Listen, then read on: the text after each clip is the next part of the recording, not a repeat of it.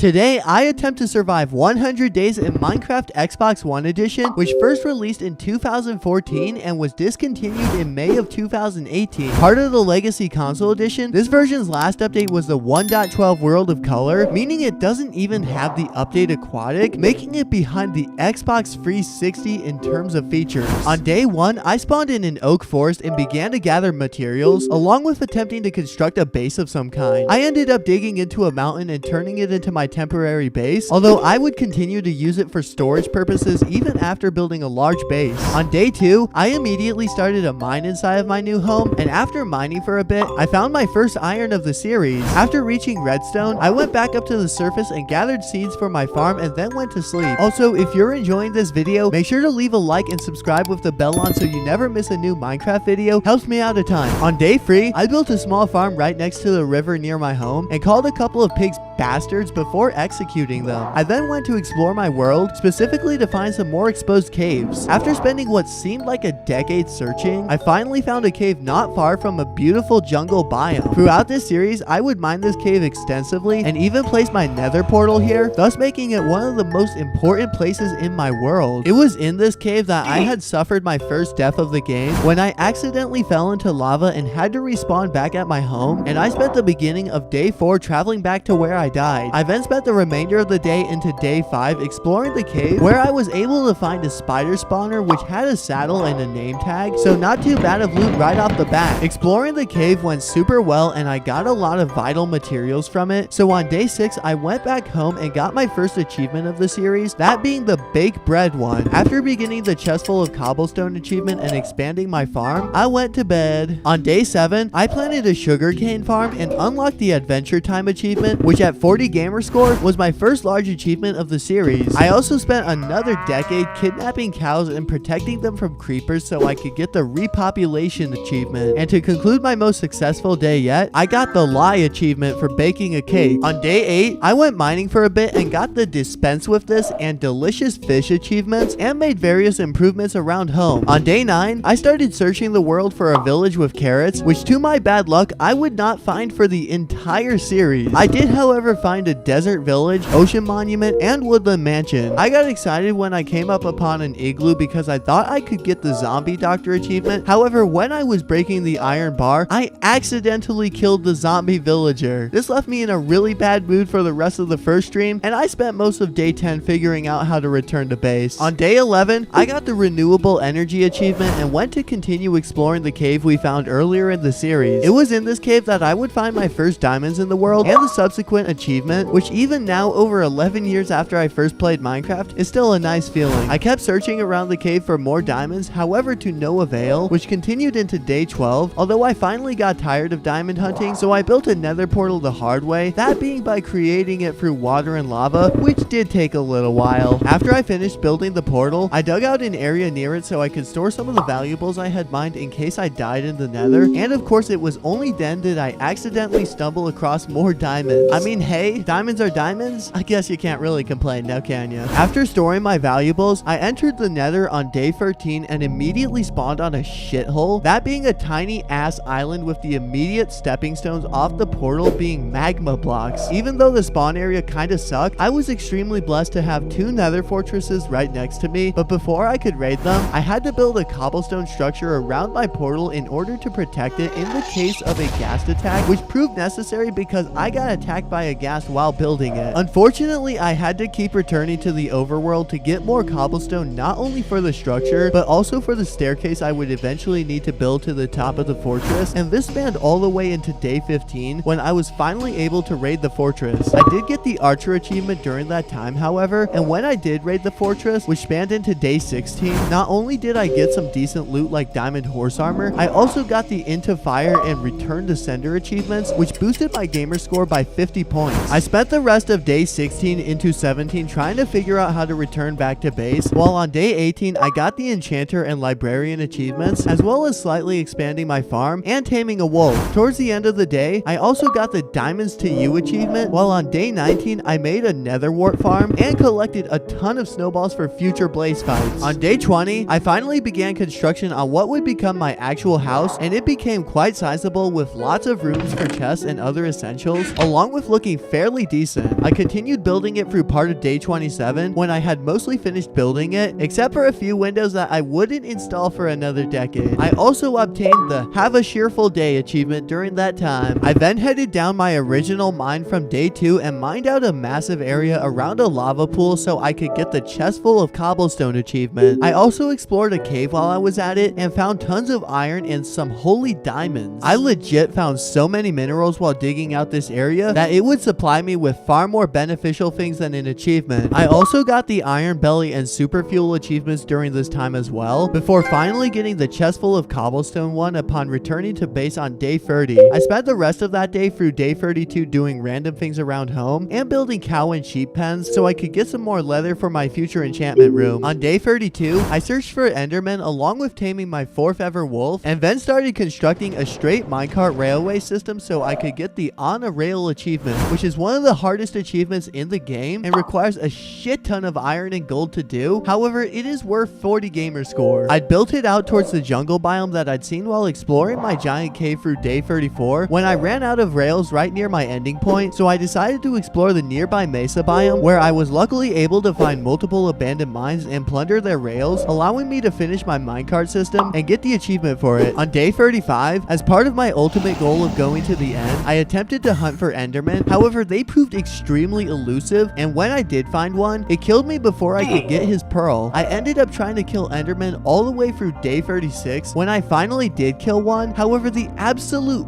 bastard only dropped his grass block. This made me completely give up on trying to obtain them naturally, so for the time being, I spent day 37 at home doing random stuff, and then I shipped off to the mesa biome to look for gold, which I spent most of day 38 doing. However, I also went on an adventure checking out the unexplored desert and plains biomes that were right next to it, mainly because I wanted to find desert temples and villages with carrots, neither of which ended up being discovered, and I also failed to tame a horse, mainly because I didn't have enough wheat. This whole ordeal lasted well into day 39, as most of that day was spent making the long trek back home. After once again unsuccessfully trying to kill some endermen, I just flat out gave up, and some of you might hate me for this, but I used a duplication glitch to get the pearls I needed for the Eyes of Ender, which I did on day 40. Endermen in this version, even in full diamond, are absolute hell to deal with, rarely spawn, and don't even drop anything half of the time, so I'm sorry, but I had to do this. Otherwise, I would have spent at least another 10 days going mad over this. I promise that I only used this glitch when literally necessary, and I did not make myself overpowered with it because I want this to be as original as possible. On day 41, I prepared for my journey to the end and Ender Dragon boss fight, and on day 42, I began searching for the stronghold in which the portal resides in, which was difficult because the damn Eyes of Ender broke more rapidly than previously thought, and I originally thought the portal was under the ocean, which thankfully turned out not to be the case, with it being under a desert. However, the ocean was literally right there. On day 43, I dug my way into the stronghold's library and found a portal right outside. After laying down my remaining Eyes of Ender, I freaked out after realizing I was one short of igniting the portal. However, I was saved by the grace of God when I found an ender pearl in one of the fortress's chests and was able to complete the portal thanks to the fact that I had brought blaze powder along with me. After stepping into the portal, I immediately began taking out the uncaged ender crystals with my bow and arrow, and then built up to take out the first cage that I couldn't pierce. When I mined out the cage, I took out the crystal. However, to my surprise and horror, it blew me up. What made this even worse is that I respawned at my house and not the portal, because apparently you can only set your respawn point during the night and not daytime. After taking forever to get back to the area where I died, I was killed once again thanks to not being able to place water properly, and thus once more I had to repeat the same shit all over again. After returning to the fight for the third and final time, I was much more cautious in taking out the rest of the crystals, which thankfully went alright. Once his regeneration supply was dealt with, the dragon was actually pretty easy to kill, and I took him out by just headshotting him every time he was chilling above the portal, finally completing a much more grueling adventure than I had previously thought it would be, and getting free ender achievements while I was at it, worth a combined 90 gamer score. As I didn't bring a piston with me, I left the dragon egg for a later trip and returned to the overworld. On day 45, I went back to the stronghold so I could plunder the library, as well as search for chests inside it, where I found a single ender pearl, as well as a massive ravine linking up to the building. During days 46 to 47, I built an enchantment room, although I didn't even install a roof. On day 48, I got the tie-dye outfit achievement and gathered birchwood, while on day 49, I increased the number of bookshelves around the enchantment table and enchanted multiple of my pickaxes. With my new fortune iron pickaxes, I returned to the area I had mined out for the chest full of cobblestone achievement and collected some iron and redstone. On day 49, I got the beam me up achievement, and then for over 7 days through day 56, I constructed part of a medieval fortress in the middle of a field near an ocean, and while I didn't build the houses or businesses just yet, I did finish most of the wall, and I made the area mid-level size. During that time, I also made some progress on getting the rainbow collection achievement, visited the mines, and got the free diver achievement, which is worth over 30 gamer score. All in all, not too shabby. While I was getting the free diver achievement, I also savaged some poor, helpless squids while trying to avoid thinking about how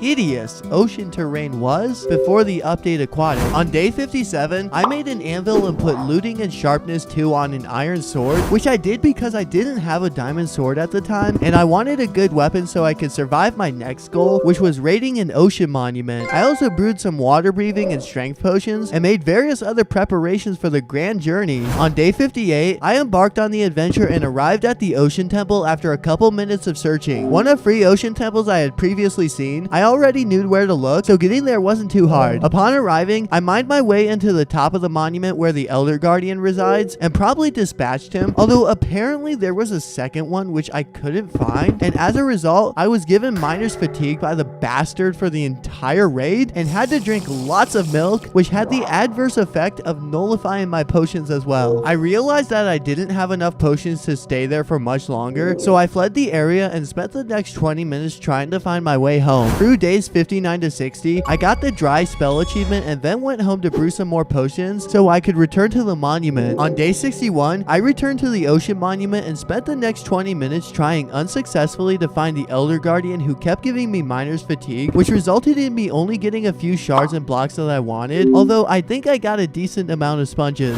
I didn't do anything important on day 62 besides travel to the jungle biome from earlier so I could search it for temples, as well as explore the mesa biome, which I did into day 64. While I found numerous mine shafts and caves, I couldn't locate any jungle temples. However, I did tame a horse, although unfortunately I had to leave him in a boat because I didn't have a lead. So after making one, I returned to his location and spent day 65 through part of 66 taking him back to base. I spent day 66 through 72 constructing one of my coolest projects in survival, that being the first out of 3 sky islands that I would build, with the first one being an overworld island. This was my first time building a sky island since some Skywars thing I made back in like 2015, so this island is probably the worst out of the 3 that I would eventually make, but nevertheless it's still really cool, and I added a tiny cabin to the top. Building this island was when all the cobblestone that I had gathered for the achievement earlier on in the series came in really handy, with me being forced to gather even more at times. Also, I built this island on top of a snowy mountain directly overlooking my base and the medieval fortress. I then spent days 72 to 73 doing random stuff at home, including getting 3 different achievements, all of which were pretty substantial, with them being Overkill, Stay in Frosty, and one of the game's hardest trophies, Rainbow Collection, which I had been gradually working towards for the entire series. From day 74 to 82, I built my second sky island, this one being a nether themed one, which took forever to build, mainly because I had to keep returning to the nether to grab more blocks, and my portal was a good minute from my base. Nevertheless, it was well worth it, and I added part of a nether fortress to it, as well as making it significantly bigger than the first island. I spent days 83 to 84 raiding a woodland mansion, where I easily defeated the evoker and got the Feeling Ill achievement, although the loot in the place was pretty cringe if I'm not gonna lie. Before going in, I had read about a supposed diamond room in the mansion, however I scoured the entire thing and I just couldn't find it. Afterwards, I went searching for some of the spawners I had found earlier in the series so I could make an experience farm, and I ended up constructing a spider farm, which I built through day 87. This was was kind of difficult because of the fact that the bastards could climb. However, I think it turned out pretty solid, and it's also a great source of strength. From day 88 through 92, I decided to return to the end so I could finally retrieve the Ender Dragon's egg and bring it home. And after this, I went back and raided an epic end city where I unsuccessfully tried to get the levitate up 50 blocks from shulker attacks achievement. However, I did obtain plenty of killer loot and endstone, which would be useful for a later build. I also got the dragon head, and of course the best item in all of Minecraft, the elytra. Now after I was finished with the raid, I tried to teleport through the island portal back to the main island, but I unfortunately ran into a glitch which prevented the ender pearls from working. So in order to escape the end, I had to reset the dimension, which spawned me back inside the stronghold. However, this means that the ender dragon has been respawned, so unfortunately I can't just return there whenever I want without killing him again. From days 93 through 98, I built my third and final sky island, with this one being ender themed. I built a small portion of an end city on top where I placed both the dragon egg and head, and with its completion, this trio of sky islands marked one of the coolest survival projects I've ever made. Now with only 2 days left, you might be wondering what projects I could fit into that time frame. However, unfortunately for me, I had totally miscounted how many days I had left, as I thought that I was still only on day 91. So because I miscounted, I actually ended up playing until day 109, which I guess kinda counts as an epilogue to this video. During that 10-day period, I returned to my medieval fortress and built a town inside of it, including houses, shops, and an administrative building. All in all, I think that the fortress turned out pretty good, and you can get a nice overview of it from the top of my sky islands, thus wrapping up my biggest Minecraft challenge across my 11-year YouTube career. I also got the supersonic achievement before I logged off the world for the last time as well. So just for a quick recap, I got dozens of hard achievements worth over 1200 gamer score, defeated the ender dragon, raided an end city, ocean monument, and woodland mansion, built 3 different sky islands, a medieval fortress, and most importantly completed the 100 days challenge, plus a little extra. This was by far the most fun challenge I've ever done on YouTube, and this world is one of the best survival worlds I've ever made. Thank you so much for watching to the end of this very long video. Please make sure to subscribe for more Minecraft Legacy Edition and other gaming videos, and check out my off-roading channel linked in the description below. I'll catch you all in the next video.